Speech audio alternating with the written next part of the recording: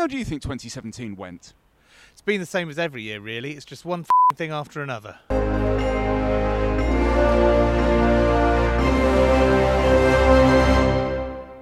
Welcome to British Rational's review of the year 2017. Over the next few episodes, we're going to be taking a stroll down memory lane to see what you, the British public, thought of events this year. First up, January to March, in the months when... January. Rail prices increased again, and Northern Ireland's Deputy First Minister Martin McGuinness resigned. But those weren't the big stories.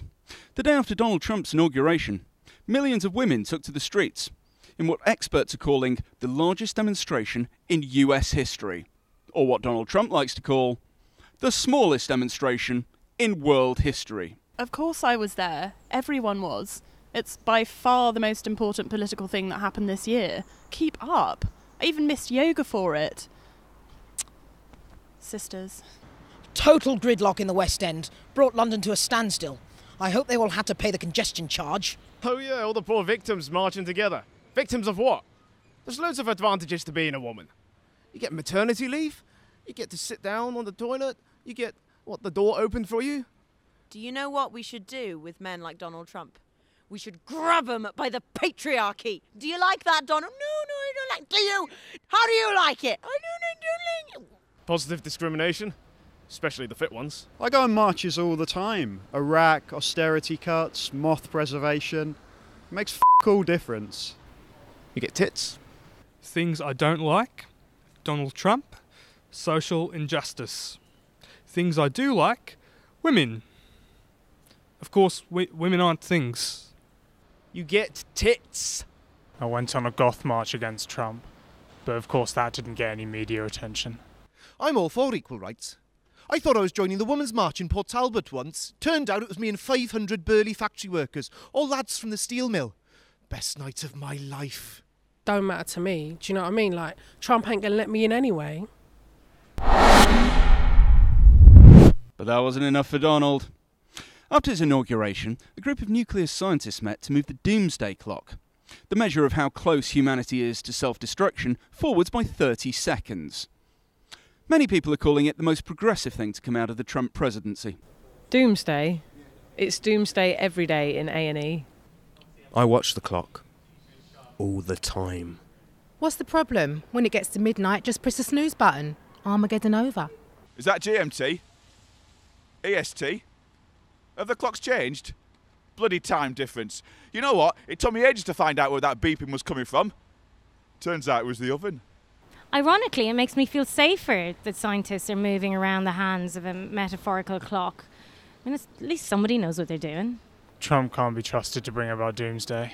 That's Cthulhu's job. The Doomsday clock's ticking. 2018 is going to be the new 2012, which was the new Y2K. But the world's definitely going to end this time. February. North Korea gained a lot of attention as they launched a mid-range rocket over the Sea of Japan. But given that they've done it another 15 times this year, that's not really news anymore. Instead, let's talk about Kim Jong-un killing his brother in Kuala Lumpur airport. It's obvious why he does these things, isn't it? He's a massive knob. And why is he a massive knob? Because he's got a tiny one. Well, I thought it was pretty good to see some female assassins for once, actually. Who knew that North Korea supported gender equality? Well, I mean, haven't we all wanted to kill our siblings at some point? I mean, I remember I almost throttled my brother over a Tamagotchi. I mean, obviously I didn't kill him, but I didn't have a nuclear arsenal, my own personal newsreader. Well, apologies if I'd have no time to keep up with the North Korea assassination news, but potty training has been time-consuming. It wasn't Kim Jong-un behind it. It was Disney's counter-espionage team. They don't take kindly to North Korea trying to hack their nuclear warhead secrets. What do you think Space Mountain really is? Ain't he the guy that did Gangnam Style? I remember when two women approached me with a mysterious substance. Luckily, it was just Jaeger shots. Yeah, I have this all the time with my two stepkids. Give them an inch and you've got a rogue state on your hands. Did you hear that excuse? Those two ladies, what did it? They thought they were taking part in a hidden camera prank show. So they happily ran up and shoved VX nerve agents into an unsuspecting bloke's face. Jesus, the lengths people go to get on telly. The Oscars made an embarrassing mistake when they announced the Best Picture as La La Land instead of Twilight. It was Moonlight. It was Moonlight. I think it's good Warren Beatty can read anything at all. There's plenty of STDs that can affect your eyes. Yeah, I absolutely loved La La Land. Apart from the singing and the jazz and Gosling. Oh, please. When I make a mistake, people die. You don't see me going on about it. Well, I've got a real dilemma. I really should be in favour of Moonlight, but I can't stop loving those musicals. La La Land. More like Blah Blah Bland. Do you see what I did there? I think Manchester by the Sea or Lion should have won the Best Picture Oscar. Both really appealed strongly to my sense of humour. One of my last date nights with my ex-girlfriend Donna, we went to the cinema. She wanted to see Moonlight. I wanted to see La La Land. I still haven't seen La La Land.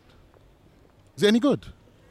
I wish I had someone to go see romantic movies with, like La La Land, instead of getting banned from the local cinema for being too close to another couple. My boss told me I live in La La Land, but I live in Shepherd's Bush. March. Springtime, and change is in the air as a new £1 coin is released. Nothing wrong with the old one. Nothing wrong with it. A nice, round, pound, sound nugget of British brass and nickel. You knew where you were. None of this two-tone, dodecagonal nonsense. Multi-sided coins. Fine for your 20s, fine for your 50s, but for £1, that's solid currency. You want it round, strong, circular, the never-ending ring of steel, just like the Empire. They're brilliant. They're so shiny, aren't they? It's been a great year for me. I collect coins and cash. New £1 coin, new £5 note, new £10 note. I wish I could afford Bitcoin. So they make it look like a euro, and then they make it worth a euro. Why did I move here again? I kept a load of the old £1 coins. Give them to the homeless people just to see the look in their faces. March saw the triggering of Article 50, and thus the death of all other conversation. Look, I believe in democracy, so I think we should leave. But I also believe in working together with our European neighbours, so I think we should stay. I'm just waiting for Jeremy Corbyn to make up his mind. I thought it was going to be over, but all it is Brexit, Brexit, Brexit. Wish I never voted now. I mean, well, I voted Remain, but now that it's all over, it's actually quite good, isn't it? Everyone seems really happy and everything can just settle down. I'm all for Brexit, but not Wexit. It sounds shit, doesn't it? Well, of course, Brexit's going to be terrible, particularly for the poor people.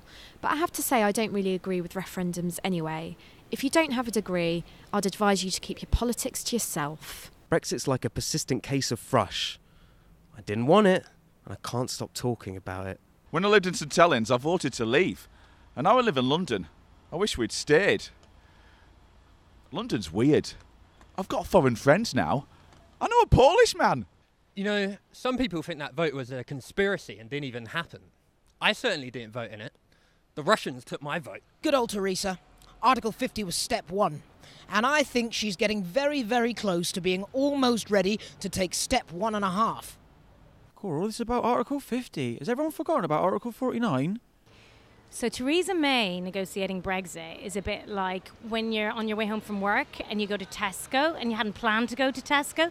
So you ring your housemates to see if they want anything, but they're all in. And then one of them is like, I want semi-skim milk. And the other one is like, I want full-fat milk. And then Kirsten's like, I'm ideologically opposed to milk or whatever. I mean, there's just too much milk. Join us tomorrow for more British Rationals.